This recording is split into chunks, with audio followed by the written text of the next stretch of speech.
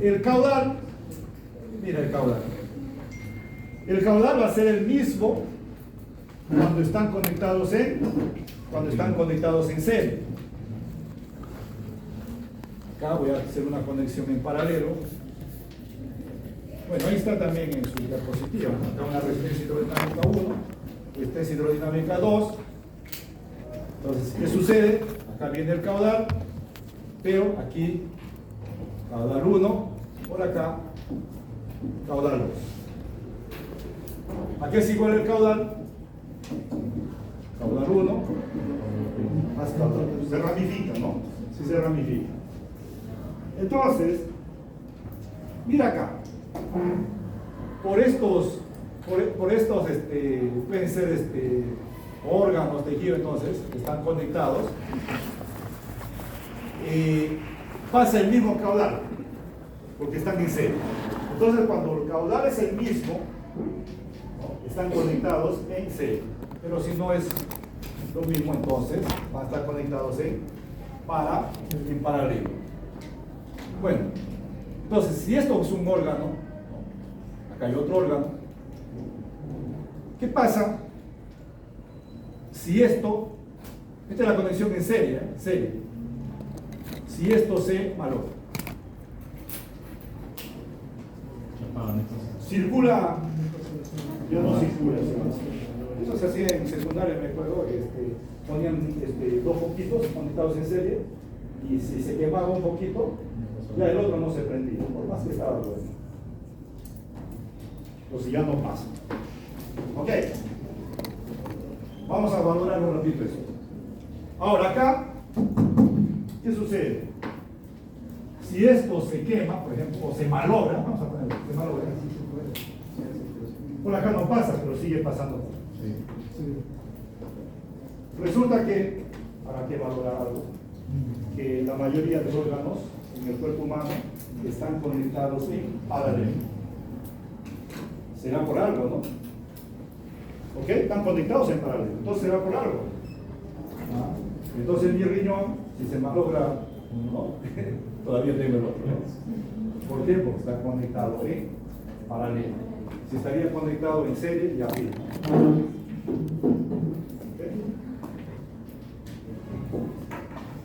Bueno, ustedes han escuchado hablar, por ejemplo, había problemas en circuitos de resistencias, ¿no? Por ejemplo, te daban un circuito de resistencia y te decían calcular la resistencia equivalente entre los puntos A y B. ¿Sí? O sea, la resistencia total, ¿no? ¿Okay? O sea, quería decir todas esas resistencias reemplazarlo por uno solo. Esa es la resistencia equivalente. Ok. Entonces, en el cuerpo humano, recuérdense que el cuerpo humano, la parte circulatoria, ¿no? Es un circuito cerrado. Un circuito cerrado. Y la sangre sale ¿por dónde? Por la aorta. Llámese ahí un punto. Y entra, ¿no? al corazón la sangre, a la aurícula derecha por la vena cava. Ahí tiene dos puntos. Entonces, la resistencia equivalente entre esos dos puntos, ¿no? Imagínense, se conoce como resistencia periférica total. ¿Y qué es la resistencia periférica total? Es la resistencia equivalente de todo el circuito o todo el sistema circular todo. Mira, están conectados por arterias, arteriolas, capilares, vénulas y venas. Todo ese circuito, ¿no?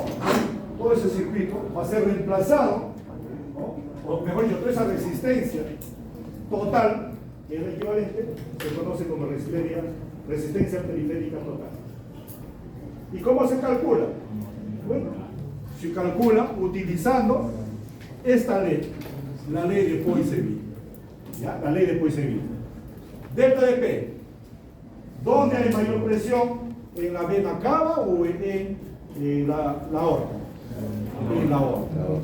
Entonces, vas a tener aquí la presión en la aorta menos la presión en la vena cava. Ahí tienes el delta de P. El caudal.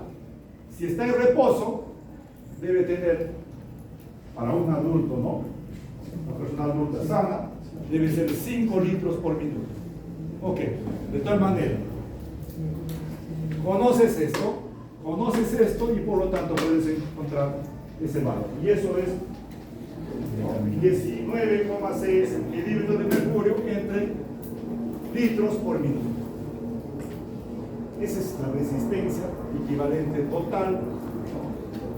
Pero ¿qué puedes observar en el cuadro? Que hay circulación sistémica, ¿ya? Circulación sistémica y hay circulación pulmonar. Eso es lo que puedes encontrar ahí en el cuadrito. Ok, pero aquí hay un detalle, ¿no? Va a ser una comparación. Caudal, dice, ¿no? En la sistémica, igual. Escuchen, en la sistémica igual. Y en la pulmonar también igual. O sea, en ambos tienen igual caudal. ¿Qué significa eso? Que la sistémica con la pulmonar, ¿cómo están conectados? ¿En paralelo o en serie? En serie. ¿Por qué? Porque pasa el mismo caudal. Pasa el mismo caudal. Ok. Algo más todavía. ¿Y quién lo va a conectar? Lo va a conectar el corazón. O sea, entiéndase, ¿no? Que el corazón lo que va a hacer es conectar, ¿no? Conectar la sistémica con la pulmonar. La sistémica con la pulmonar. Dicho en otra palabra, el corazón, ¿cómo queda ahí? ¿En serie o en paralelo? En serie. ¿Ok? En serie. Entonces, ahora viene el problema. ¿Y qué pasaría si el corazón se malogra? Se acabó todo. No, porque no hay nada en paralelo. ¿Ya? Delta de P. La variación de presión es el otro. Ahora, dice que la variación de presión es mayor en la sistémica y menor en la pulmonar. En condiciones normales. ¿Ya? En condiciones normales, ¿qué va a pasar? Que la sistémica más o menos son del orden de los 100, ¿ya? Milímetros de mercurio. Estamos hablando en promedio, ¿ya? En promedio. ¿Ya? Porque, ojo, en sístole llega a 120, ¿no? Y diástole 80. En promedio, más o menos, estamos hablando de 100 milímetros de mercurio. Perfecto. Ahora, si nosotros nos vamos a la parte pulmonar, no vamos a encontrar esa cantidad de presión. Va a ser más o menos del orden de los 20 milímetros de mercurio. ¿Ya? Ok, entonces, nuevamente, en condición normal, ¿no? En condición normal, a nivel pulmonar, no vas a encontrar esa cantidad de presión. Lo máximo, 20 milímetros de mercurio. ¿Ya? Entonces ya saben, ¿no? Si por ahí les llega de repente, la presión va a ser mayor de 20, es falso, ¿no? O falso, verdadero, falso, ¿no? Ok, en condiciones normales. Ahora, R es la resistencia hidrodinámica. Dice que es mayor en la sistémica y menor en la pulmonar. Obviamente, ¿no? Como sabemos que la resistencia hidrodinámica, ¿de qué depende? Depende de delta de P. Entonces, si en la sistémica es mayor, ¿no? Y en la pulmonar es menor, entonces la resistencia hidrodinámica va a ser mayor, ¿dónde? En la sistémica y menor en la pulmonar. ¿Ya? Ok. Bueno, ahí si ustedes observan la figurita, hay una parte roja y una parte azul, violeta, algo por ahí, ¿no? Algo por estilo. Depende si soy daltónico. Ok, entonces, ¿qué va a suceder? ¿Por qué, no? ¿Por qué la sangre se demora, ¿no? O mejor dicho, tiene menor velocidad a nivel capilar? Justamente por eso, ¿no? Porque va a ser un proceso en el cual, ¿no? Esa sangre va a tener que aportar ¿qué? Nutrientes y a la vez sacar desechos o residuos que ya no sirven, ¿no? Ok, entonces, y ese proceso va a demandar tiempo. Okay, por lo tanto, esa sangre debe pasar bastante, ¿no? Lento, ¿no? Lento para hacer ese proceso. ¿Ya? Para hacer ese proceso. Ok, creo que les dije, ¿no? Es como si, ¿cómo era? Que si quieren botar su basura, ¿no? Y el camión de la basura pasa a 100 kilómetros por hora, a ver si logra botar el basura, ¿no? Entonces, tiene que pasar lento, ¿ya? Por eso. ¿Ok? ¿Qué más? Listo, ahí ustedes pueden ver, ¿no? Todo cómo está distribuido, ¿no? Entonces se dan cuenta que ahí desde el punto de vista circulatorio, ¿no? El corazón, si bien es cierto, ¿no? En este caso esa cámara, ¿no? Con 4 cavidades ahí, pero ¿qué sucede? ¿No? Es como si estaría aislado, como estaría aislado. O sea, la parte derecha, ¿no? La parte izquierda. O sea, fácilmente estaría para un lado y el otro, no habría problema. Pero no es así porque la parte eléctrica sí necesita que estén ahí juntos, ¿no? La parte eléctrica. ¿Por qué? Porque ese potencial de excitación que está en el nodo sinusal, eso sí va a ser muy importante para poder hacer toda la contracción, ¿no? Y necesita que estén juntos. No hay de repente por eso. Ok, entonces ahí ustedes pueden observar, entonces, mira, 100%. Ojo, ese es el caudal. Por la aorta sale el 100% de sangre, perfecto, 100%. ¿Ya? Llega a la vena cava, ¿cuánto? 100%. Ojo, si no hay ninguna hemorragia, ¿no? Ahora, se va por la arteria pulmonar hacia los pulmones, también 100%, o sea, 5 litros por minuto, ¿no? Y por la vena pulmonar hacia la aurícula izquierda, 100% también. O sea, ¿de qué estamos hablando ahí? Del caudal. Entonces, si está en reposo, ¿no? Sano, adulto sano, 5 litros por minuto. Estamos hablando de caudal. Ahora, respecto a presión, todo lo contrario, ¿no? Aquí, en la arteria aorta, como 100 milímetros de mercurio, y en la vena cava, 2 milímetros de mercurio aproximadamente. O sea, una cosa es la presión, otra cosa es el caudal. Ok, mira acá, cerebro, coronaria, renal, digestiva, músculo esquelético, piel, todo eso están conectados en serie o en paralelo. Paralelo. Entonces, ¿qué pasa? Del 100%, mira, de 15 para la parte cerebral, la coronaria 5, y así va, ¿no? Va a ramificar, o sea, la sangre, ojo, no, como va a salir el 100% y va a llegar el 100%, entonces tiene que estar enviando a todos. ¿Y cómo va a ser, o qué va a hacer entonces cuando la parte cerebral de repente, ¿no? Necesita un poco más de irrigación? Porque seguro yo tengo un examen y tengo que estudiar, entonces necesito más irrigación. Y ahora, ¿de dónde saco más? Si ya está repartido el 100%. ¿Ok?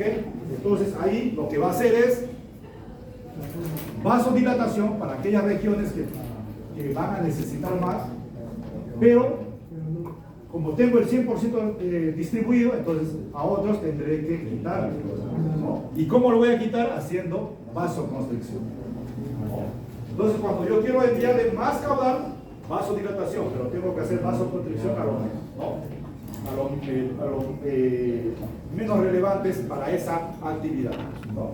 Por ejemplo acá, de repente si yo voy para el cerebro, entonces fácilmente le pongo 5% más y quito de repente la parte músculo esquelético o piel, ¿no? Le quito ahí, ¿no?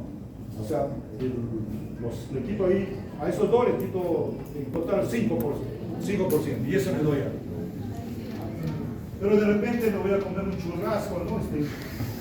Necesito más, o sea, mejorar esa digestión. Entonces, a ver, tengo ahí un 25%, ya, pone más para que pueda digerir eso, ¿no? No, pero quítale un poco de ese suelo. Pero la cosa es que no va a ser así. O sea, siempre va a estar mandando los 5 litros, o sea, los 100, el 100%. O sea, no hay por qué que se va a quedar nada, siempre. Pero en condiciones normales, entonces, ojo, haciendo vasodilatación y vasoconstricción. Bueno, ¿y qué vaso sanguíneo hace este trabajo? Principalmente, ¿no? Hay que decirlo. Principalmente lo hacen las arterias. Principalmente. Profesor, también la aorta, sí, pero principalmente lo hacen las. No, algunos dicen, no, la aorta, ¿no? Es una arteria. Sí. Pero principalmente, ¿quién lo hace? Las arterias.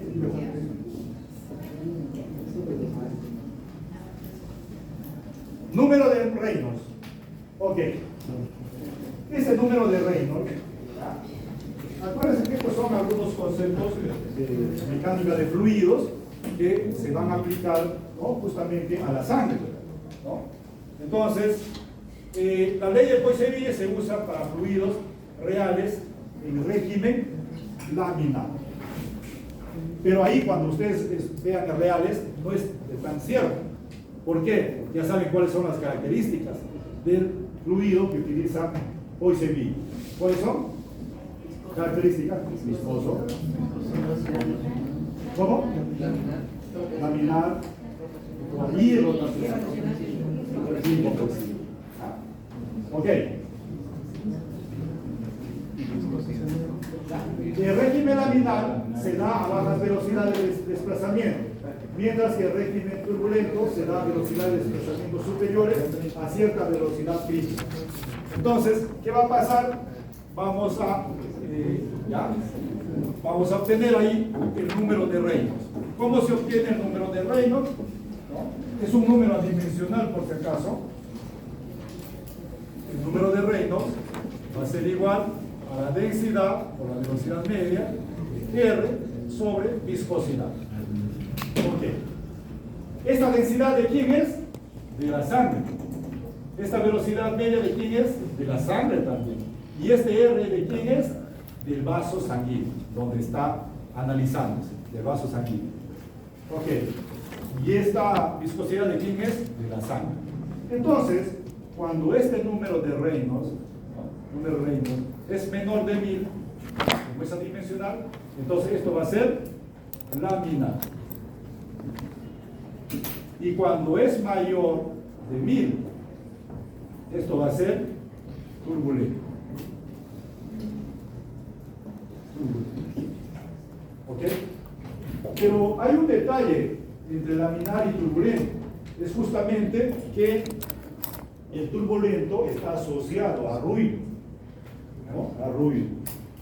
O sea, quiere decir, se puede detectar, ¿no? Fácilmente cuando el flujo, ¿no? Es turbulento. ¿Ya? Es turbulento. Ok. Entonces, en otras palabras, el régimen laminar es silencioso y el turbulento a veces es ruidoso, lo cual nos va a permitir medir las presiones máxima y mínima en el organismo con el método auscultatorio. O sea, dicho en otras palabras, ¿ya? Para medir la presión arterial, ¿no? Deberíamos medirlo ¿dónde? En la aorta. Eso significa que yo tendría que llevar un sensor, ¿no? Mediante un catéter, ¿hacia dónde? Hacia la aorta, y ahí medir la presión. Imagínense en ese hospital, ¿no? En ese hospital me van a medir la presión y haciendo cirugía menor. ¿No? Imagínense, ¿no? Entonces, ok, costo, demandaría infraestructura, muchas cosas, ¿no? Ok, pero ¿qué?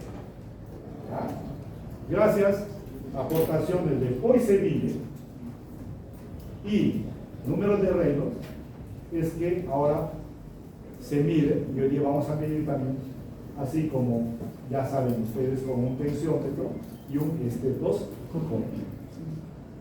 El hecho de insuflar para poder utilizar el manguito y insuflar ahí es a propósito, porque yo lo que quiero generar en esa arteria humeral es un flujo turbulento. ¿Y para qué? Justamente para escuchar y poder medir cuál es la máxima y cuál es la mínima, ¿no?, presión. ¿Ok? Y según Poiseville, ¿no?, según Poiseville, que ya saben de qué depende, ¿no?, dónde tendrás menor error para medir la presión arterial, en el brazo derecho o en el brazo izquierdo. Entonces, acuérdense que ese delta de P va a depender de qué, ¿no?, de la resistencia hidrodinámica, y esa resistencia hidrodinámica directamente de L. ¿No? Entonces, si ese L aumenta, ¿no?, o sea, el medir aquí en el brazo izquierdo, la longitud, ¿no?, es una, pero al medir al derecho la longitud es un poco mayor. Entonces, si hay una resistencia mayor, entonces ese delta de P va a ser también mayor. Entonces, eso vamos a hablar también sobre el error que se comete. Listo. Y ahí tienen ustedes en esa gráfica los regímenes, que es el régimen de Verdulin y el régimen de Poiseville. En el caso de Verdulin, fíjense, en el caso de Verdulin, ¿qué utiliza un fluido ideal, sí o no? Mira, si la sangre fuera ideal, mira, así les digo, no necesitaríamos corazón. ¿Pueden creer? ¿Sí? Si la sangre fuera ideal, no necesitaríamos corazón. ¿Ok? ¿Por qué? Porque ¿cuál es la función del corazón? Bombear la sangre. Pero mejor aún, ¿no?, aumentar la presión de la sangre. ¿Por qué?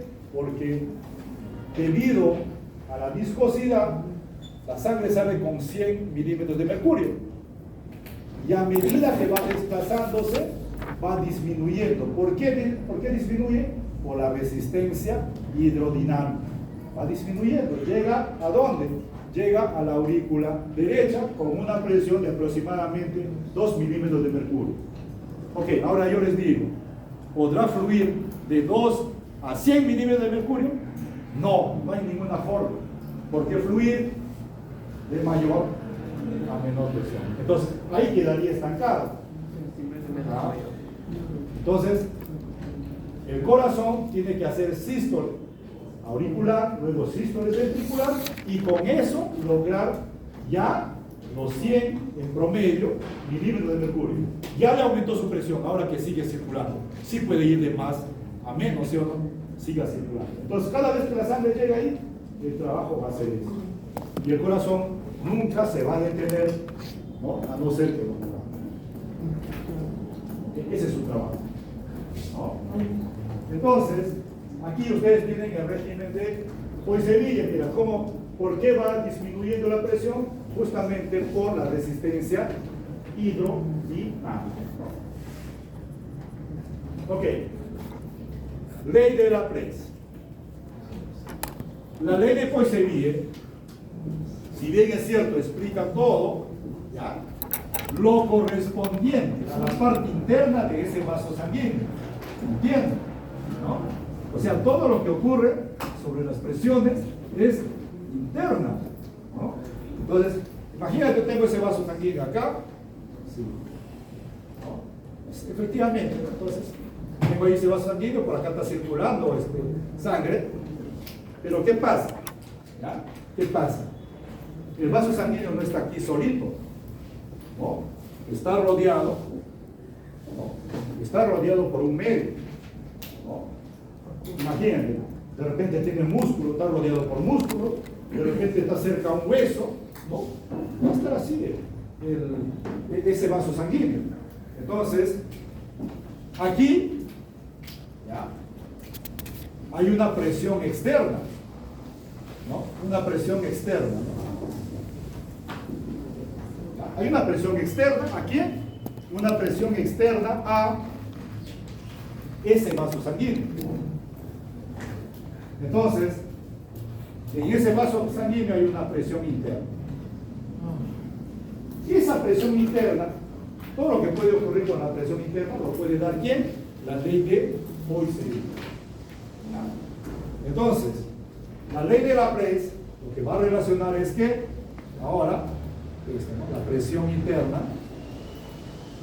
menos la presión externa, y esto va a ser igual a ¿qué? A la presión transmural. Presión transmural. Entonces, para este vaso sanguíneo, según la ley de Laplace, entonces vamos a tener la tensión superficial, esto va a ser igual a delta de P, en este caso va a ser delta de P, pero no de la parte interna, sino para este caso ya, ¿no? Esto va a ser multiplicado por esto. ¿Para qué? Para este vaso sanguíneo. ¿Ok?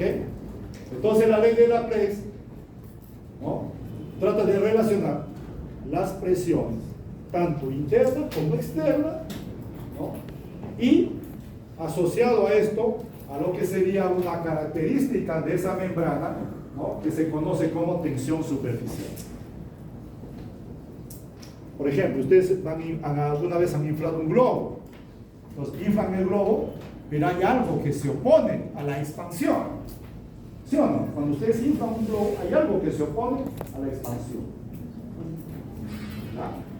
Ese algo se conoce como tensión superficial. Ok, entonces hay dos aspectos importantes, ¿no?, la presión y la tensión superficial. ¿Ya? La tensión superficial, ¿qué es lo que hace? ¿Ya? Aquí ustedes pueden observar, ¿no?, la tensión superficial tiende a encoger una superficie. ¿Ya? Tiende a encoger una superficie. O sea, dicho en otras palabras, se opone a la expansión. Mientras que la presión, ¿qué hace? Trata de dilatar el volumen, ¿no? La presión trata de dilatar el volumen, mientras que la tensión superficial trata de encoger esa superficie. ¿Listo? Ok, entonces aquí tengo delta de P, que en este caso sería la presión transmural, presión interna menos presión externa. Matemáticamente, ¿ya?, esa variación de presión, ¿no?, esa variación de presión va a ejercer, ¿no?, sobre esa superficie, ¿no?, una fuerza, va a ejercer una fuerza, ¿no? Entonces, cuando yo empiezo a soplar ese globo, ¿no?, lo que estoy haciendo es ejerciendo una fuerza sobre esa superficie, ¿no?, que tiene que ver con la diferencia de presiones, tanto en la parte interna como en la parte externa. ¿Y hasta qué punto? Hasta que se iguale con la tensión superficial, ¿no? Eso es lo que se puede decir matemáticamente. O sea, dicho en otras palabras, no quiero entrar mucho en detalle, pero la fuerza debido a presión, y esto va a ser igual a la fuerza debido a ¿qué? A tensión, la tensión superficial, si quisiéramos decir así. Entonces, esta presión, ¿no?, esta fuerza de presión va a ser igual a ¿qué? A delta de P, ¿no?, por el aire, así, por el aire.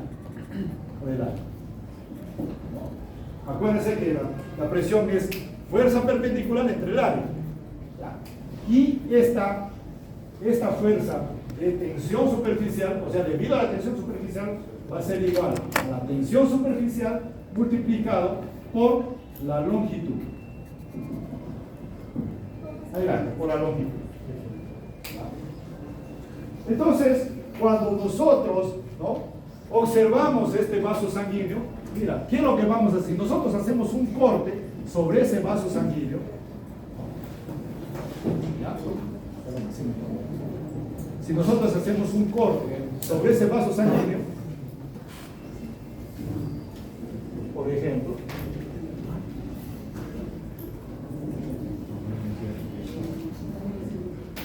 mira, si nosotros hacemos un corte sobre ese vaso sanguíneo, por acá la parte superior y por aquí la parte inferior, ¿ok? Aquí en la parte externa está la presión externa, ¿no? Y aquí la presión interna, mi presión interna. Entonces, la diferencia, ¿no? La diferencia sería justamente, ¿no? La diferencia, o sea, sería delta de P, ¿sí o no? Delta de P. Pero ¿hacia dónde está la fuerza? Está dirigido, cuando yo analizo esto, la fuerza está aquí. La fuerza debido a qué? A presión. Pero aquí hay una fuerza distribuida sobre toda esta longitud. Sobre toda esta longitud. Que se opone a la expansión. Entonces, aquí hacia abajo, cuando yo analizo, hay una fuerza debido a qué? A la tensión superficial. O sea, debido a la diferencia de presiones, esto va a empezar ¿no? Hay una fuerza que va a tratar de expandirse, ¿no? Pero la tensión superficial es la que se opone igual a eso. Mira, la tensión superficial aquí lo puedo observar. Cuando yo hago un corte, está hacia abajo, pero para esta parte está hacia arriba. Siempre oponiéndose. Entonces, si esto es R, por lo tanto, todo esto de acá será 2R, ¿sí o no? 2R es el diámetro, ¿sí o no? Y esto sea una longitud L, mira lo que voy a tener. Entonces, delta de P por el área. ¿Cuál sería el área? No. El área sería 2R por L, ¿sí o no? 2R por L. No, acá. El área de esto. No, aquí, todo este área. ¿Os gusta la forma? Acá, toda esta área de acá. Ahí actúa la presión. ¿No? Todo esto de acá. El área de este rectángulo, entonces sería L por 2R. ¿Ya? La tensión superficial. Ahora, la longitud. Aquí tengo un L, acá tengo un L y acá tengo otro L. Entonces, ¿dónde está distribuido la tensión superficial? Y esto sería 2L. Eliminando, ahí tengo nuevamente.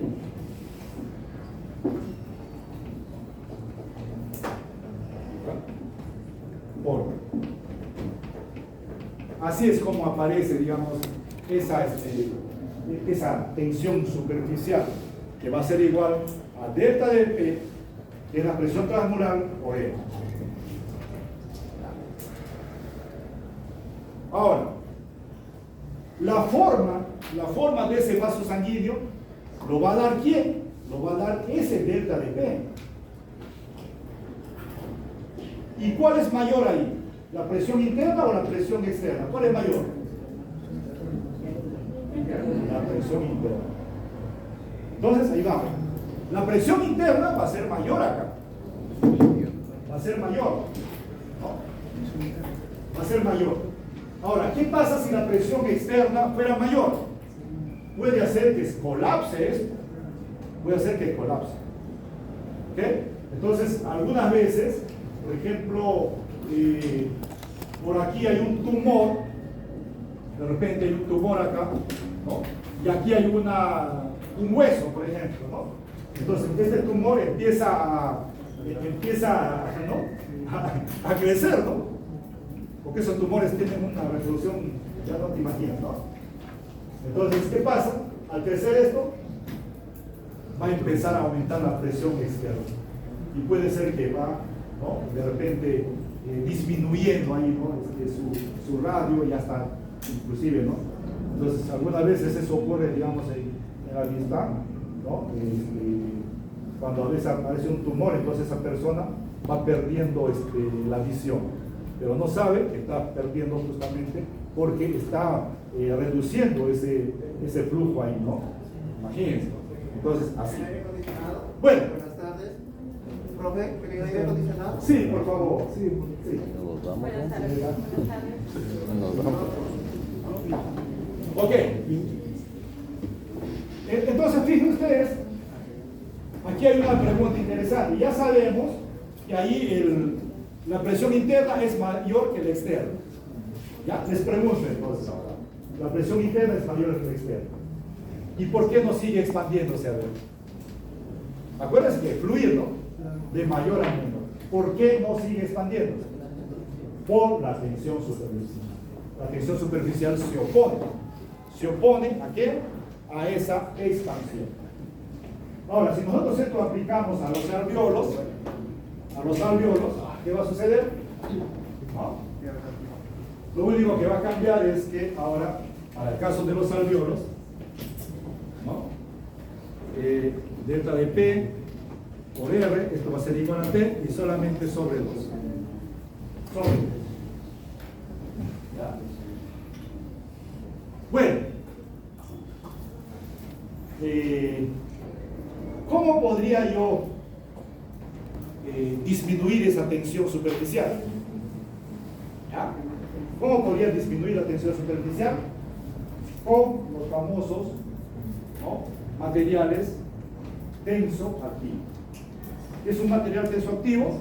Un material que puede disminuir, que disminuye la tensión superficial.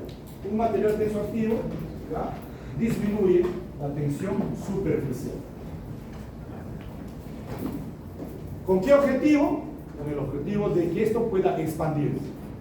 A nivel alveolar, ¿no?, hay un tensoactivo que se llama surfactante pulmonar. ¿No? Ok. Ejemplo de tensoactivo. A ver. Yo tengo un balde con agua. El agua tiene bastante tensión superficial, por si acaso. Ahí tienen los valores.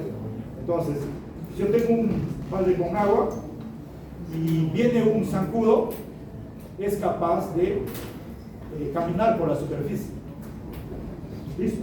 Bueno, primer acto, ¿no? De ahí le echo a esa agua le echo detergente. Ahora sí ven, ¿no? Pone la patita y para... ¿Qué es lo que he hecho? He disminuido la tensión superficial. Ahora, si yo quiero lavar, digamos, una vestimenta, ¿no? Si ustedes observan, es así cuadraditos, ¿no? Es como el tejido, pero para limpiar, el agua tiene que entrar ahí. Tiene que entrar a ese, ¿cómo le puedo decir? Tejido, ¿no? Yo lo llamo tejido. O sea, si ustedes ven cualquier prenda, siempre va a ser un tejido, algo así, ¿no? Entonces, el agua tiene que entrar acá, tiene que pasar para sacar la suciedad, si quisiéramos decirlo así. ¿Ya? Tiene que pasar. Pero si yo utilizo solamente agua, no voy a poder. Pero si yo agarro y ahí está el agua y empiezo a golpear, sí, por el efecto mecánico pasaría. ¿No? Claro, porque ¿no? Hago eso. Es por eso que algunos creo que lavaban así, ¿no? Bueno. Pero ahora, ¿qué pasa? ¿No? Pongo agua con detergente, meto la prenda y esto pasa completamente acá. O sea, rompe acá la tensión superficial del agua y esto es capaz de pasar. ¿No? Así. Entonces, ¿qué sucede? ¿No? Ese detergente viene a ser un tensoactivo. ¿Por qué? Porque disminuye la tensión superficial. Ok. Y esto se conoce como la ley de Laplace, ¿no? De Laplace. No hay problema, puede decir la ley de Laplace.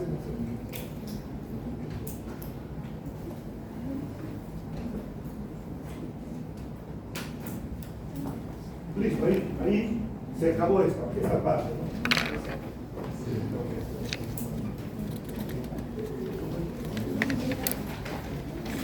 Ley de Laplace. las leyes como gustan.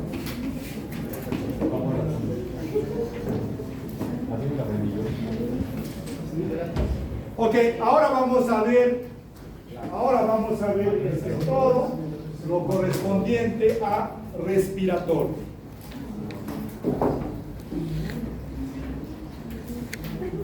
Bueno, antes de, hay un ejemplo de presiones, ahí pueden observar. ¿Ya? Ejemplo de presiones. Esa diapositiva está a propósito. ¿Ya? ¿Por qué a propósito? Porque trato de preguntar, ¿no? Bueno, hay un objetivo obviamente ahí, ¿no? Que tiene que ver también la clase anterior, ¿no? Es el manejo de presiones a nivel del cuerpo humano. Listo. Pueden identificar ahí en esa presiones absolutas, presiones manométricas y presiones de vacío. Ese es el objetivo, ¿no? Si pueden identificar. ¿Habrá alguna presión de vacío ahí? Esta es lo que estoy mostrando. De todas esas presiones ahí, ¿habrá alguna presión de vacío? ¿Ah? ¿Habrá alguna presión de vacío?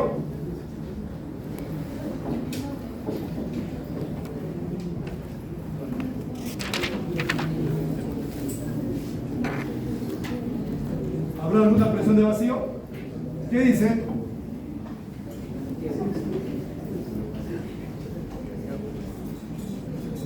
Ok, a ver, yo pregunto entonces. Dice, en capilares la presión va de 10 milímetros de mercurio a 20 milímetros de mercurio. En capilares, ¿eso qué es? ¿Presión absoluta? ¿Presión manométrica? ¿Presión de vacío o presión atmosférica?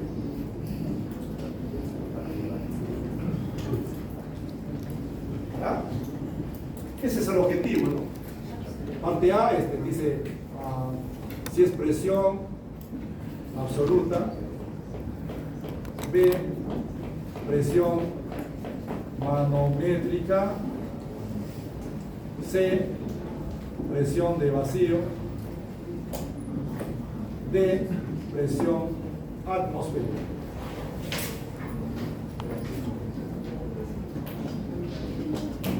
Entonces, a ver, en capilares dice la presión va de 10 milímetros de mercurio a 20 milímetros de mercurio. ¿Esa qué es? Esas cuatro, ¿cuáles?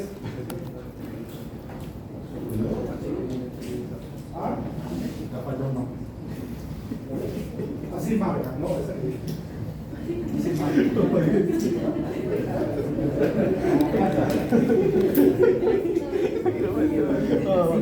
¿Ah?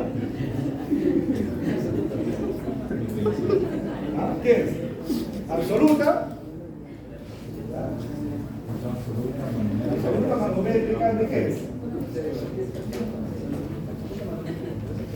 Absoluta. Presión intraalveolar durante la inspiración es menos 3 milímetros de mercurio. ¿Qué es eso? La última. ¿Qué es? ¿Qué es? ¿Cuál de esas? Ya ven, así tomo los exámenes a veces, ¿no? Igualitos salen mal. ¿Por qué? Porque no se puede. ¿Qué hemos dicho? A ver, las presiones que se utilizan en el cuerpo humano pueden ser manométrica o de vacío, nada más. No me interesa más. Claro, ¿dónde encuentras un capilar? ¿Dónde encuentras un capilar? ¿Dónde encuentras un capilar? A ver. ¿Dónde encuentras un orbitrio? ¿Ya? ¿Y eso no es el cuerpo humano? Entonces, todo lo que se utiliza, ¿no? O sea, las presiones que se utilizan en el cuerpo humano son manométrica o de vacío. ¿Cómo me doy cuenta? Manométrica, si es positivo, ¿sí o no? Y si es de vacío, es negativo. Hay un solo ahí, que es presión de vacío. ¿Cuál? Presión intraalveolar durante la expiración es menos 3 milímetros de mercurio. Ese es el vacío. Ok, ¿ya? Ese es en el cuerpo humano. No estén buscando más otras cosas, o sea, se van a la presión manométrica o de vacío. Ahora, académicamente sí les puedo preguntar algo, ¿no? Así, por la última parte, mira, dice presión intraalveolar durante la respiración es menos 3 milímetros de mercurio. Escuchen, menos 3 milímetros de mercurio. Entonces, si esa persona está a nivel del mar, ¿cuál es su presión absoluta?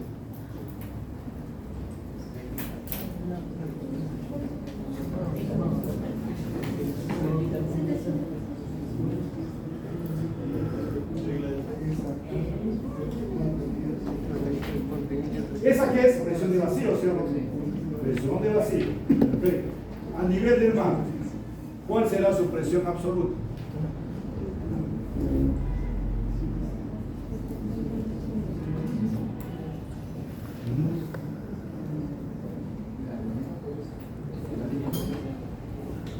¿Cuánto sería? ¿Cómo obtienen ustedes presión manométrica y cómo obtienen ustedes presión de vacío? Se resta la presión absoluta menos la presión atmosférica. Entonces, si esto es menos 3 milímetros de mercurio, significa que la absoluta debe ser menor que la atmosférica de ese lugar. Pero a nivel del mar, ¿cuánto es la presión atmosférica? 760 milímetros de mercurio. Por lo tanto, ¿cuánto es la presión absoluta entonces que hace ese pulmón en esa inspiración? 755. Bueno, entonces, pueden estudiar ya Najera, ya les dije. Ya estos temas están en Najera. No sé si lo han conseguido. No. Si no lo han conseguido, me avisan para darle a la delegada ahí, ¿no? Él, profesor. Y no me echen la culpa que estoy pidiendo, sino a la delegada. Está caro ese libro.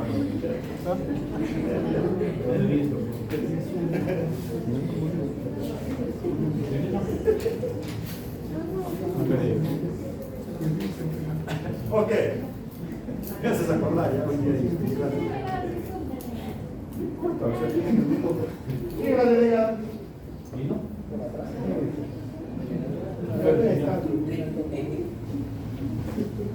Igual, ¿no? Ambos de la cuestión. Entonces, siguiente diapositiva. No, La respuesta es eso. La respuesta a mi pregunta es eso. Sirve para medir la presión atmosférica. O mejor dicho, ¿con qué se mide la presión atmosférica?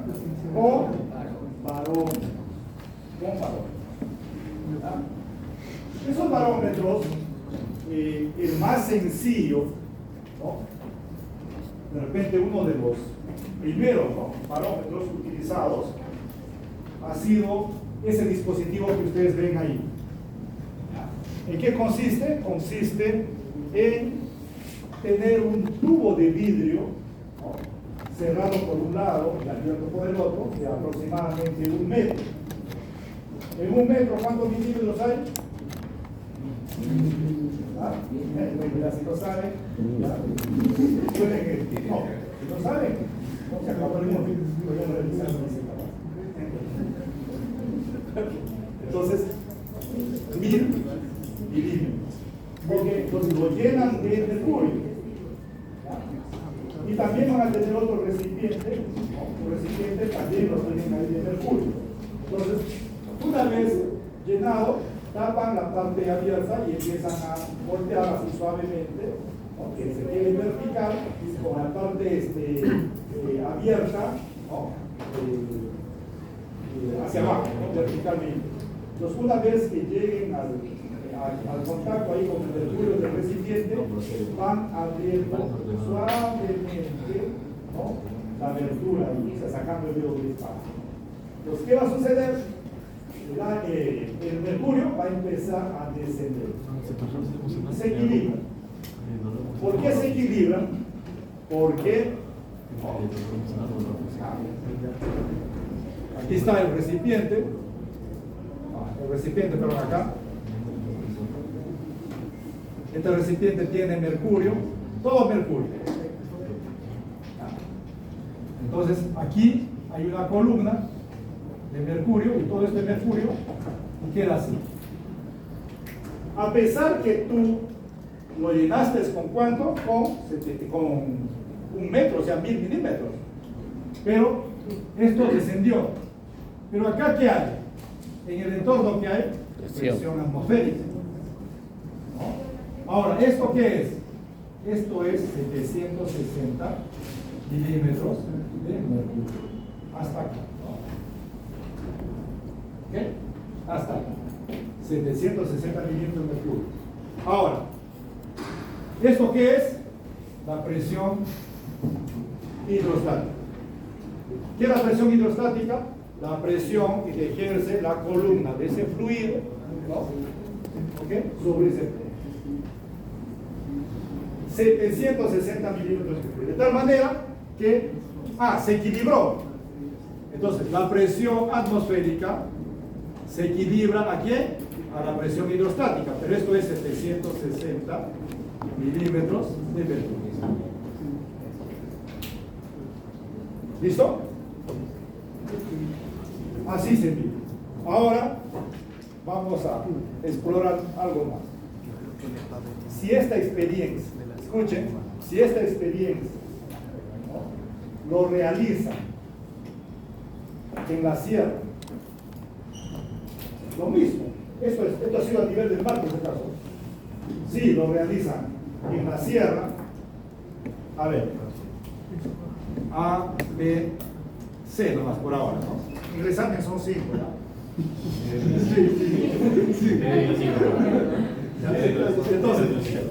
Entonces, aquí, ¿no? Entonces, si esto lo realizan en la sierra, entonces, esa columna será igual a 760 milímetros de mercurio, ¿ya?, mayor de 760 milímetros de mercurio o menor de 760 milímetros de mercurio. A ver, ¿qué dice? Si esa experiencia lo realizo en la sierra, ¿cuál ves? Entonces, ahí viene el detalle. Mira, el alumno dice menor, y por ahí yo le pongo, no, el alumno dice menor, y ahí les digo, ¿y por qué? ¿Y por qué? Porque necesita mayor presión. ¿Por qué? ¿Por qué? ¿Dónde hay mayor presión atmosférica? ¿A nivel del mar o en la sierra?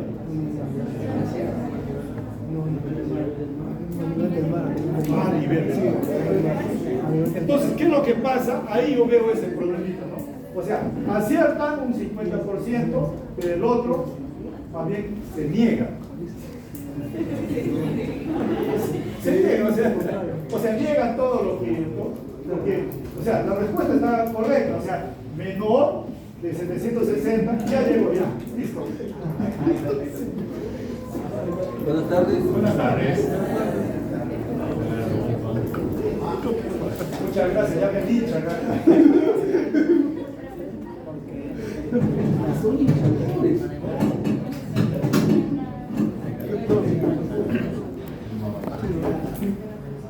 ¿Por qué? Por la presión atmosférica. Entonces, hay menor presión atmosférica en la sierra. Por lo tanto, la columna, ¿no?, en ese barómetro también tiene que ser.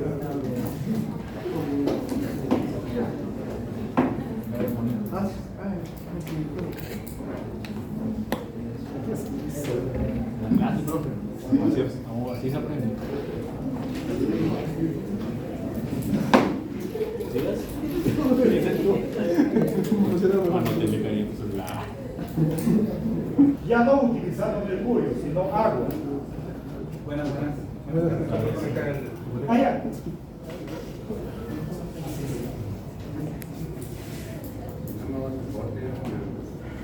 Experiencia, usando agua, no lo voy a lograr con un tubo de vidrio de 1 metro. Necesitaría saber cuánto, necesitaría por lo menos 10,33 metros. ¿Por qué tanto? Buena pregunta, por la densidad.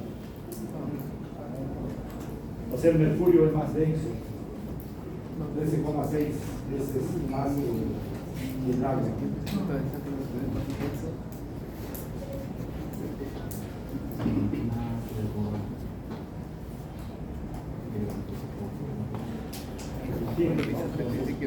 O sea, imagínense en un consultorio un tubo de ese tamaño. ¿Cuántos pisos? A ver, ¿quieres?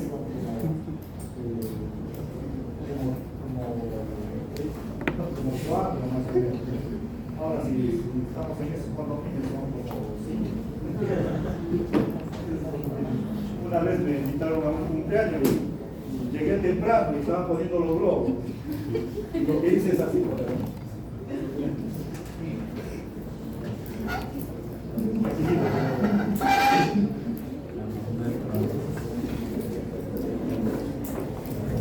Bueno, el mercurio ahora ya no se está utilizando, pero era bastante práctico, ¿no? O sea, para medir, digamos, no solamente presiones atmosféricas, sino también para manométrica, ¿no? Para manométrica. Ser médico tenía su manómetro ahí tenía su... pero igual, ¿quién calibra a quién? A ver, instrumento calibra a quién. Instrumentos analógicos, instrumentos digitales. Listo, vale. Gracias.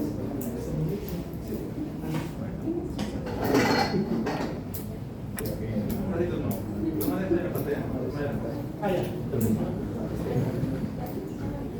Vale, entonces, los analógicos, ¿no? Entonces, no utilizamos nosotros ya, gracias a usted, no utilizamos mercurio, ¿no? Por ejemplo, hoy día vamos a utilizar un tensiómetro, en este caso aneroide, ¿no? Aneroide. Pero ¿qué pasaría si yo quiero calibrar equipos? Lo voy a mandar a un laboratorio. ¿Y en ese laboratorio cómo lo voy a calibrar? Obviamente tendrán ahí todo ya, el protocolo de bioseguridad, todo eso para no tener eso.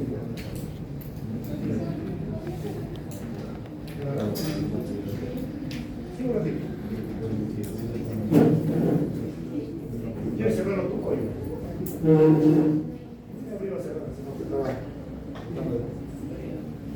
Ok, entonces necesitaríamos más o menos así, ¿no? 10. Entonces, 10 exactos tendría pues 11, ¿no? Un tubo de 11 y, o sea, con qué dificultad lo volvería ya. Y al final voy a tener una columna de agua de 10,33. Gas ideal. ¿Ya? De hecho que, acuérdense que lo ideal no existe, pero nosotros lo que utilizamos es como aproximación. ¿Cómo se puede aproximar entonces un gas real, ¿no? A un gas ideal? Van a haber dos formas. Uno, disminuyendo la concentración. ¿Ok?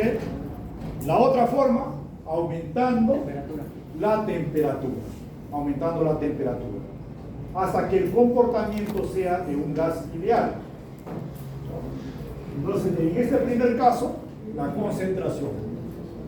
Ojo, si yo tengo una misma cantidad, ¿no? Si yo tengo una misma cantidad de moléculas de un gas, ¿no? Por ejemplo, porque sí va a ayudar para no estar cambiando ya.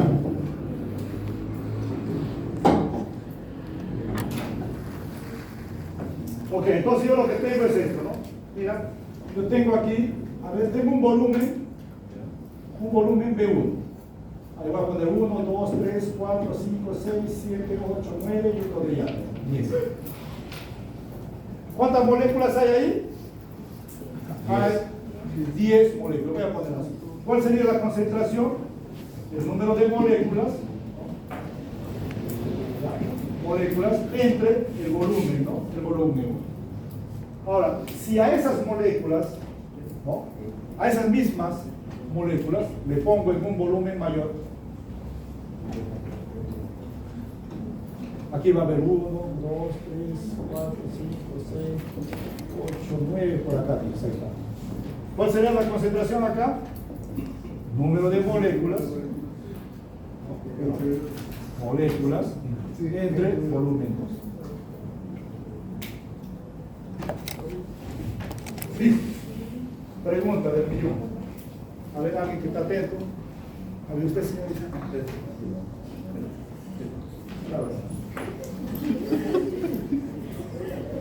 ¿Sí? Bueno, puedo preguntar. No, sino que les digo que dijeron, atento, porque estaba pensando que ya va a terminar la clase. Ok. ¿Dónde hay mayor concentración? No, sin miedo. Equivóquense ahora. No quiero que se equivoquen. ¿Dónde hay mayor concentración? Sin miedo, en serio. Sin miedo. No tengan miedo. Y en la más pequeña. A veces uno, o sea, por no arriesgar, sin miedo. Es con la mejor de las opciones. Paso. A ver, usted, señorita, ya está haciendo los cálculos. Está bien. ¿Dónde hay mayor sí, como lo veo haciendo cálculos? Está bien. ¿Dónde hay mayor concentración? Sin miedo. ¿Dónde? No, pero. ¿Dónde? ¿En la primera? En la Primera. En la primera hay mayor concentración. Pero ahora viene la réplica, ¿no? No, escucha. ¿Por qué?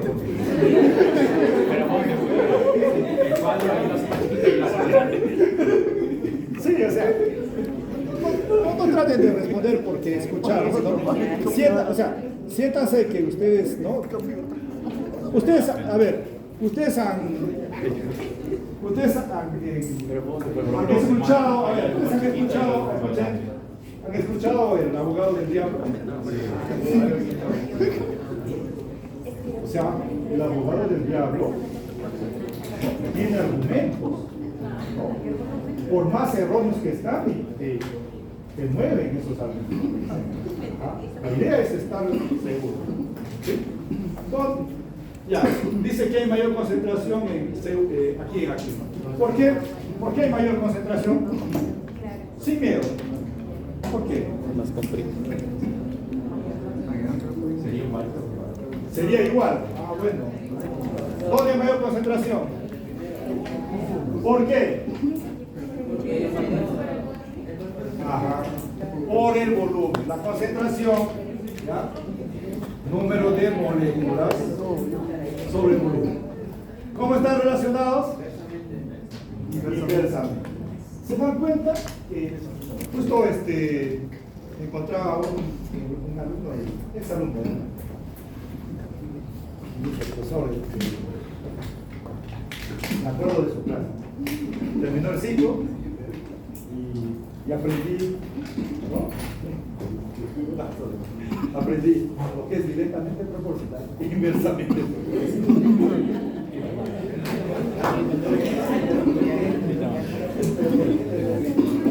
¡Qué bien! ¡Qué bien! Sí, porque, o sea, cuando tú estás en cuidados intensivos, no vas a estar haciendo cálculos, pues, ¿no? Ahí tienes que relacionar variables. Si este aumenta, ¿qué pasa con el otro? Si esto subió, esto... Ajá. Sí. ¿Entiendes? Y al final lo sirve. Listo. Entonces, esa es la manera de de, ¿no?, llevar un gas real a un gas ideal. ¿Ya? Bueno, ahora sí voy a hacer el ejemplo que yo quiero, ¿no? Mira, aquí tengo, en esta tapa voy a asumir que tengo un gas real. Ok, tengo un gas real. Escuchen, mira el volumen, ¿no? El volumen. Ok, el volumen. Ahora, yo a este gas lo voy a poner en un recipiente mayor, que sea este salón. Escuchen, que sea este salón. Extraigo todo el aire y ahora sí lo pongo, abro este gas. ¿Qué va a suceder? El gas se expande, ¿sí? Listo, después de un cierto tiempo, esto está vacío y ahora voy a atrapar este gas. Ahí lo atrapo y listo. ¿Qué creen? ¿Cuál será la concentración? Entonces, esa es la forma como se hace. No es que voy a trabajar acá, no es que voy a trabajar solamente acá, ¿no? Aquí lo voy a llevar a un gas ya ideal. Pero de aquí voy a agarrar una porción. Ahí está mi gas. Ahora sí se comporta como un gas ideal. Si se comporta como un gas ideal, ahora puedo utilizar estos procesos. Entonces, a temperatura constante. ¿Cómo se conoce o cómo se llama ese proceso a temperatura constante? Isotérmico. Iso es igual. Térmico viene de temperatura, entonces igual o temperatura constante. Entonces, si este proceso es a temperatura constante, P por B, la presión por el volumen va a ser una constante. ¿Ya? Entonces, yo tengo que ver dónde hay un proceso a temperatura constante. Y me acuerdo del cuerpo humano, ¿no?, que su temperatura es casi constante. Ah, perfecto, entonces puedo aplicar ahí. ¿Listo? Puedo aplicar entonces esa ley de Boyle, Mariot. No tanto el nombre, ¿ya?, porque los nombres son algo relativo, ¿no? Porque ustedes saben que en ciencia, por ejemplo, aquí hay alguien que está estudiando algo nuevo, pero no sé qué pasa, qué sucede, etcétera, etcétera. Que allá en la Cochinchina hay otra persona que está estudiando lo mismo que tú, como si estarían conectados. Es por eso que hay una teoría de mundos paralelos, algo por el estilo, que ahorita es ciencia ficción. Bueno, ok, entonces lo que importante es el proceso. No me interesa quién fue eso, ¿no? Pero el proceso es temperatura constante. ¿Listo? Entonces, ok, voy a poner presión, volumen, y esto va a ser una constante. ¿Listo? ¿Cómo están relacionados? Inversamente. Ok, fíjense ustedes, si yo lo aplico al cuerpo humano, porque en el cuerpo humano está a temperatura constante, y si yo digo, si esta es la presión en los pulmones, y esto es el volumen pulmonar, es una constante. Ok, entonces, en inspiración, ¿qué sucede en inspiración con el volumen? Aumenta, ¿no? En inspiración aumenta. Por lo tanto, la presión pulmonar disminuye. Por eso ingresa, ¿no? En expiración, ¿qué sucede con el volumen? Disminuye. ¿Qué sucede con la presión? Aumenta. Por eso podemos aplicar. Otro, presión constante, conocido como isobárico. Entonces, en el isobárico, ¿qué vamos a tener? Que el volumen entre la temperatura, esto va a ser una constante. ¿Listo? Una constante. Entonces, de repente no tengo algo en el cuerpo. Otro, volumen constante. También se le llama isovolumétrico. ¿No? Isovolumétrico, o sea, volumen, iso igual, ¿no? O constante. A ver, para la tercera sí tengo una. Escuchen, el agua, ¿ya? El agua hierve, ¿ya? El agua hierve a nivel del mar, ¿ya? A nivel del mar a 100 grados Celsius, ¿ya? Hierve a 100 grados Celsius.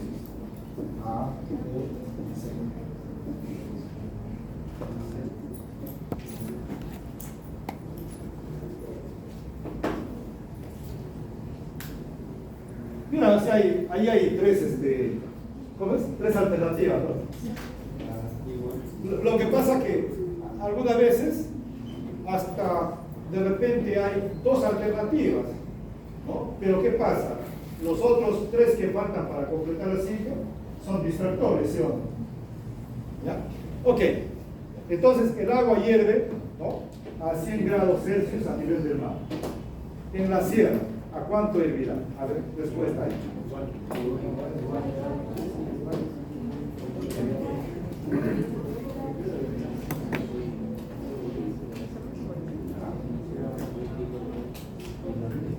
No, pero de acuerdo a las alternativas. Igual dice acá, ¿no?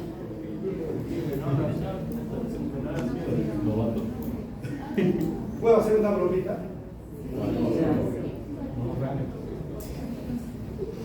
Así dijeron los que siguen todavía.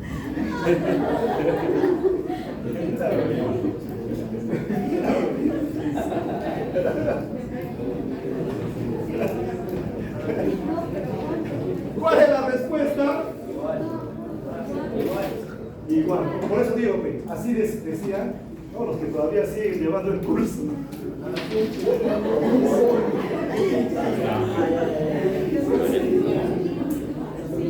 ¿Por qué menor? ¿Por qué?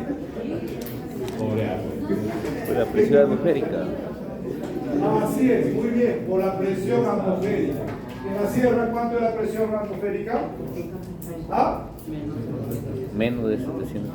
Ok. ¿Y qué te dice este proceso a volumen constante? Que la presión con la temperatura, ¿cómo están relacionados? Directamente. Entonces, mayor temperatura. No, son directas. Menor presión. Menor temperatura.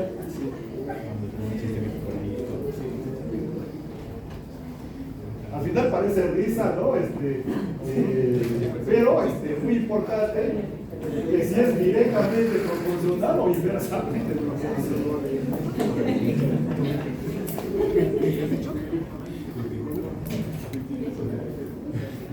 Ok, si uno todos estos procesos, ¿no? A temperatura constante, a presión constante y también a volumen constante, voy a tener esto.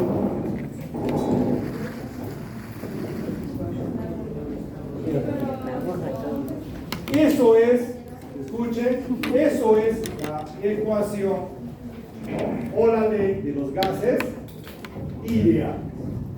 De los gases ideales. La presión, el volumen y la temperatura son las variables, ¿no? Termodinámicas. Okay. Ahora, les pregunto y respondo. Ese gas ideal, como ven ustedes, se va a ajustar muy bien para ciertos procesos que estamos viendo, ¿no? Explica muy bien algunos procesos. Pero ahora les voy a mostrar una deficiencia de esa ley. Calculen, ¿cuál es el volumen, según esa ley de los gases ideales? ¿Cuál es el volumen o cuánto es el volumen si la temperatura es cero?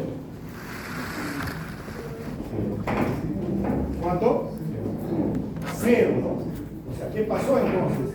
Desapareció el gas. Ahí es donde falla. Ahí es donde falla. O sea, cuando la temperatura es igual a cero, el volumen, ¿no? Va a ser cero. Entonces, ¿dónde está ese gas? Desapareció. ¿Ok? Entonces, ¿qué necesitamos?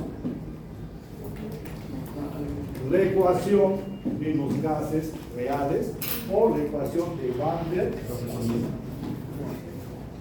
Ok. Les hago la misma pregunta. Escuchen, les hago la misma pregunta. ¿No? En esa ecuación de un gas real, si la temperatura es 0, ¿cuánto es el volumen?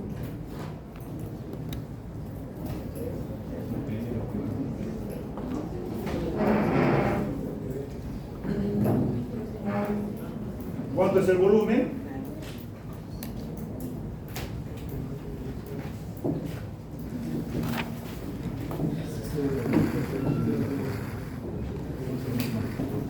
Ok, aquí, si la temperatura es 0, ¿cuánto es el volumen?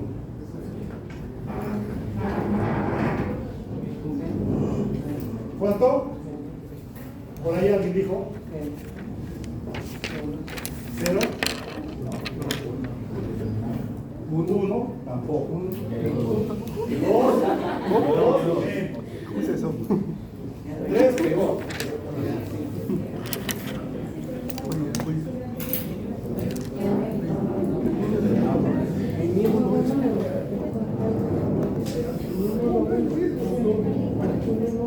¿Cuánto es el volumen?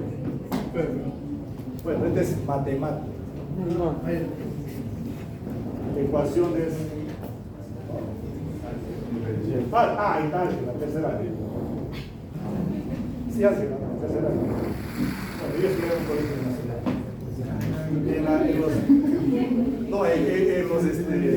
En los particulares, ahí sí llevan primero, creo.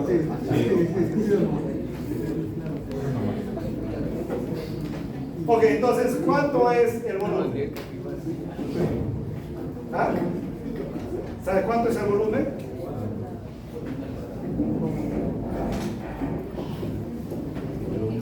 Bien, claro, o sea, si este es 0, esto también es 0, esto también es 0. Entonces, ahora sí ya, por eso se llama real, porque sí, para esa temperatura hay un volumen mínimo que es igual a N por V. Bueno, pero ¿qué estamos tratando nosotros? Es de llevar a un gas ideal, ese gas real. Entonces, fíjense ustedes, si yo tengo acá presión y acá tengo volumen, mira, cuando la temperatura tiene un valor de D, presenta este comportamiento. Ahora,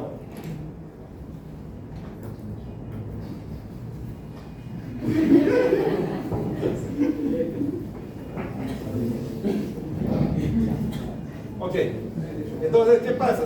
Si ahora aumenta la temperatura, mira el comportamiento, cómo se va, ¿no? Se va haciendo, se va aproximando a una forma bastante regular. Mira acá y aquí, para esta temperatura ya se aproxima bastante a un gas ideal. Entonces, ¿qué dice? Observa que si se trabaja a ciertas temperaturas mayores, el comportamiento se aproxima a la de un gas ideal.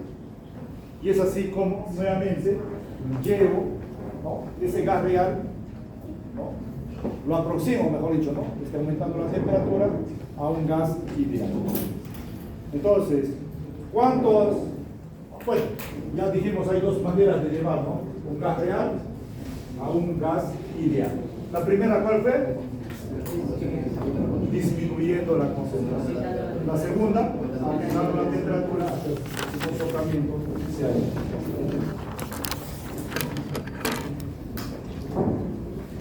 Presión parcial de un gas. 5 minutos. Suficiente. Bueno, entonces, mejor paso al siguiente.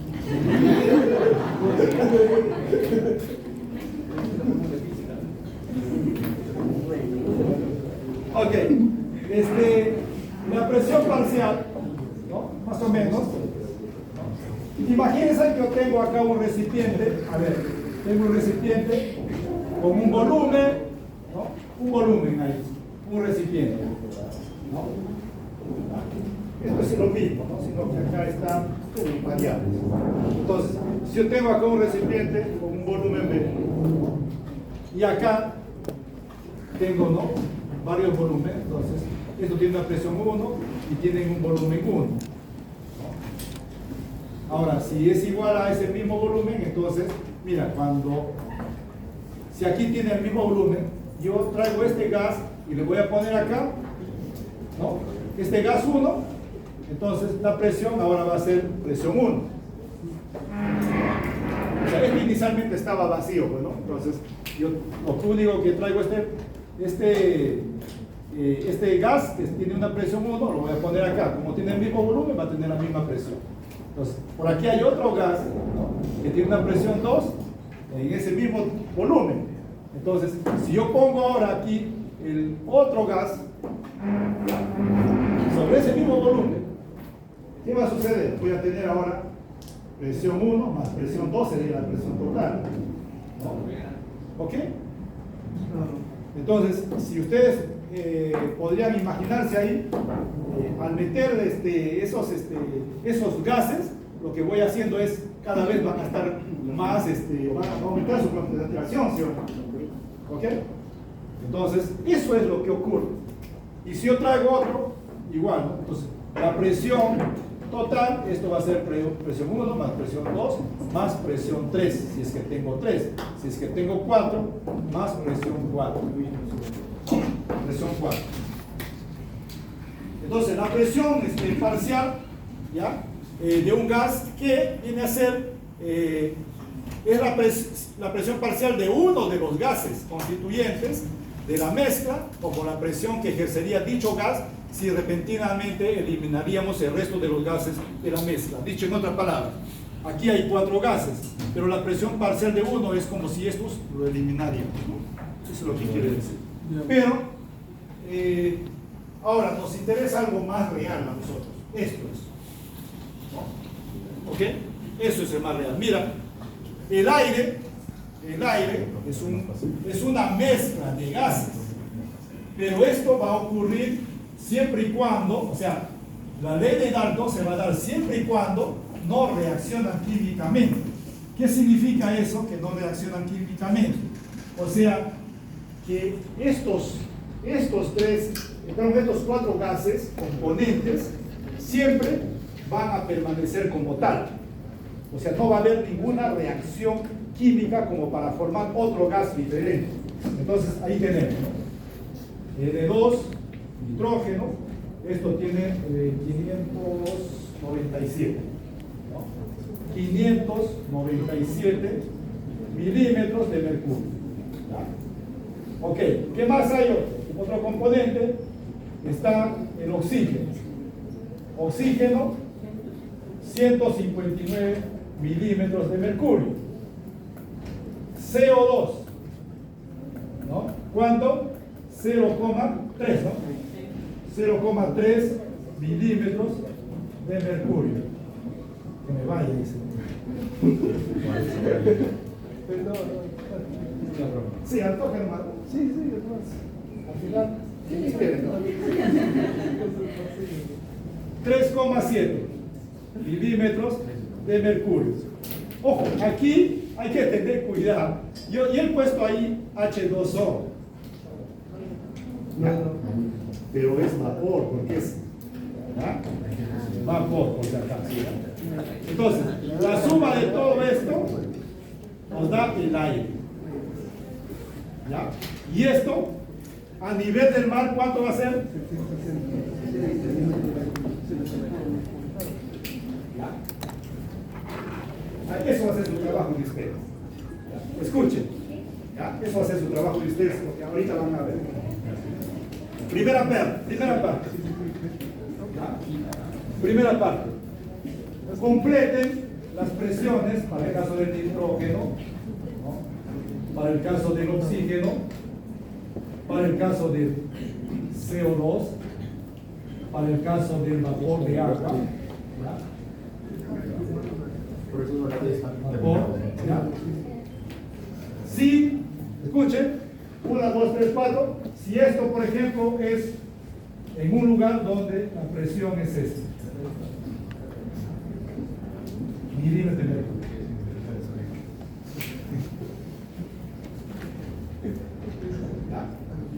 ¿Ok? Ahí tienen uno. O sea, tienen que completar todo esto. Dos, voy a poner por acá. Allá. Si esto es, por ejemplo, vamos a suponer aquí, ya. Vamos a poner que esto sea 500, ¿ya? 500, ¿no? La presión de qué? De nitrógeno. De nitrógeno. Entonces, completen la presión del oxígeno más presión de CO2 más presión de vapor de agua, ¿no? Y también la presión atmosférica para este caso.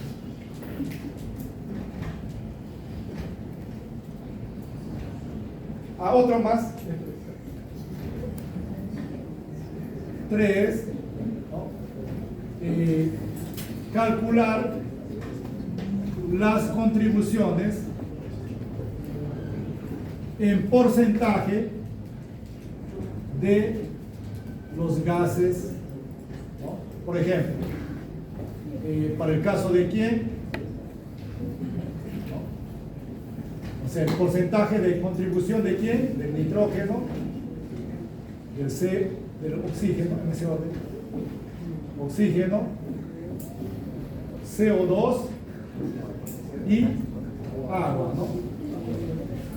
Tengo que poner ahí vapor porque una vez así en un examen había puesto solamente eso, ese dato, y no lo hicieron.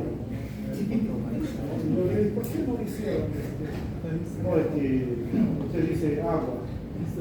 Y, no, yo puse vapor de agua y ahí ha puesto, usted solamente ha puesto H2O. Y si estamos hablando de aire, es vapor. Ok. Regla de 3 simple. ¿Ya? Tómenle foto, ahí tienen para que practiquen. Regla de 3 simple. A ver, por aquí, más o menos. A ver, todavía no. Ya, entonces aquí, ¿cómo lo harían? Mira, ¿cuál es la base? Es esto, ¿no? Este es el ¿cómo le dicen? Máster, no sé qué. Esto es, ¿no? Esto es nuestro patrón. Entonces, mira, ¿qué voy a decir acá? Para este caso, ¿ya? La presión del oxígeno, mira, entonces, 159 milímetros de mercurio es a 760, ¿sí o no? 760 milímetros de mercurio. Listo. Ok. En ese lugar, ¿cuánto es la presión atmosférica? 530 milímetros de mercurio. Por lo tanto,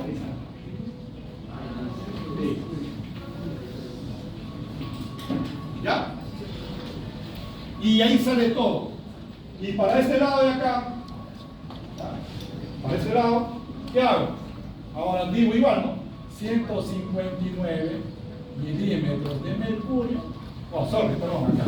597, ¿no? 597 milímetros de mercurio. Esto es para 760 milímetros ¿de qué? De mercurio. ¿Sí? Ahora, no conozco esto. Oh, pero sí conozco, ¿no? 500 me la conozco. De mercurio. Ahí está. ¿Y voy a encontrar qué? Voy a encontrar qué? La presión atmosférica. ¿Y dónde salió esos 500? Si encontré la presión atmosférica, encuentro nuevamente todos ellos, ¿sí o no? Y acá, para terminar, ¿cómo lo haría? ¿Ah? Digo así, ¿no? A ver, 159 milímetros de mercurio, ¿ya? Acá, ¿no? 760 milímetros de mercurio es el 100%, ¿sí o no? Sí. 100%. 159, ¿cuánto será? Listo. Full. Regla de 3 simples. Espero que sea simple. No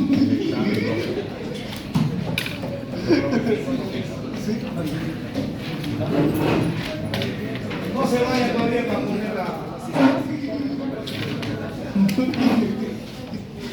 ¿Ya se vaya? Sí, por ahí me avisan. Sí, se va.